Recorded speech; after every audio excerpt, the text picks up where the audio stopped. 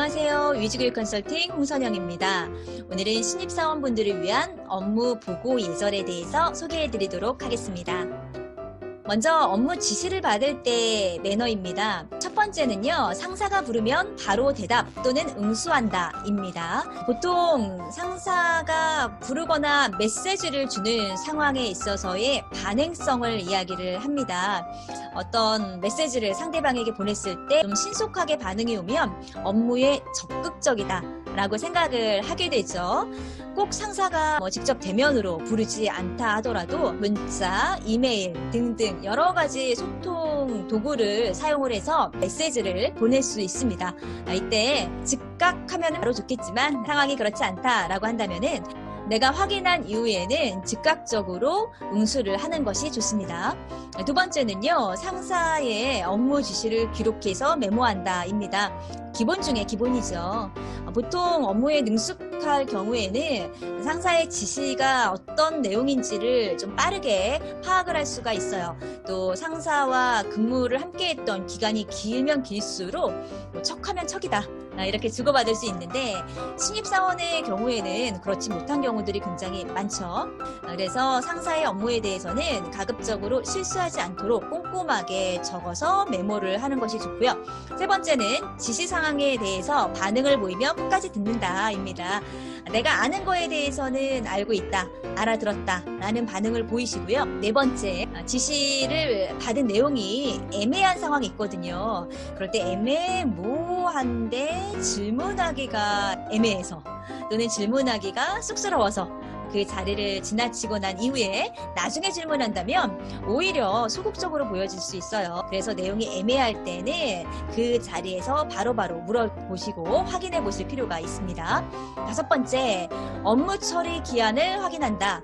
아무래도 비즈니스에 있어서는 업무의 효율성을 많이 생각하게 되죠. 그러다 보니 내가 업무를 지시받은 이후에 이 업무를 언제까지 처리를 하는지에 대한 기한을 확인을 하고 어떤 일이 더 중요한지를 또 확인을 해보셔야 되겠죠. 그래서 중요한 일을 먼저 처리할 수 있도록 이 업무 처리 기한을 확인하시고 언제까지 가능하다라는 가능한 예상일이나 예상 시간까지도 같이 상사에게 이야기를 해주시는 것이 좋습니다. 여섯 번째, 지시를 다 받았으면 메모하는 것을 보면서 다시 한번 확인해 본다. 내가 지시받은 내용이 상사가 생각하는 것과 동일한 내용인지를 다시 한번 확인해 볼 필요가 있겠죠. 업무 지시를 받았을 때는 이렇게 6가지를 기억해 주시면 좋겠습니다. 업무 보고 매너에 대해서 소개해 드리도록 하겠습니다. 먼저 첫 번째는요, 업무 지시를 받은 이후에 실행이 됐으면 반드시 보고를 합니다. 결과에 대해서는 본인이 직접 보고하는 것이 기본 중에 기본이고요.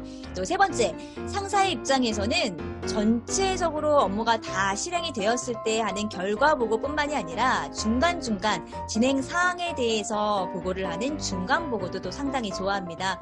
왜냐하면 내가 했던 업무가 마지막에 다 했는데 상사의 의도와 전혀 다를 경우도 있거든요.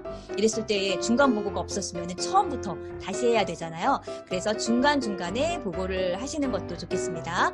네 번째, 이건 말하기 스킬인데요. 보통 직장인의 말하기는 결론부터 이야기를 하고 과정이나 이런 것들은 나중에 이야기를 하는 것이 좋습니다. 결론부터 이야기하기 좀 어려울 수도 있겠지만 이 부분에 대해서도 신경 쓰고 보고 매너에서 잊지 않도록 주의해 주셨으면 좋겠습니다. 다섯 번째, 다른 직원이 알아서는 안 될 보고사항이라면 대면에서 전달하는 것이 좋겠습니다. 재택근무를 하는 경우들도 많잖아요. 네, 그렇다라고 한다면은 메일을 전달을 하는 것도 방법입니다. 다른 직원이 알아서 안 될 보고사항, 예를 들면은 연봉에 대한 이야기다 라고 한다면은 그런 거는 직접 대면을 하거나 메일로 보내는 방법도 있겠죠. 메일로 보낼 때 주의사항은요, 다른 직원이 알아서는 안 될 내용, 그러니까 그 상대방이 참조로 들어가 있는지 그렇지 않는지도 확인을 해보실 필요가 있습니다. 이 상대방이 알면 좋지 않을 연봉 얘기인데 그분이 참조에 습관적으로 들어가서 메일이 발송이 되었다라고 한다면은 경우에는 이건 좀 약간 곤란한 상황이 될 수도 있잖아요. 그래서 보고할 때 참석 상황에 대해서도 꼭 확인을 해보실 필요가 있겠습니다. 지금까지 간단하게 업무 보고 매너에 대해서 소개해 드렸습니다. 오늘 준비한 내용은 여기까지고요. 다음 시간에 보다 더 유익한 내용으로 찾아뵙도록 하겠습니다. 고맙습니다.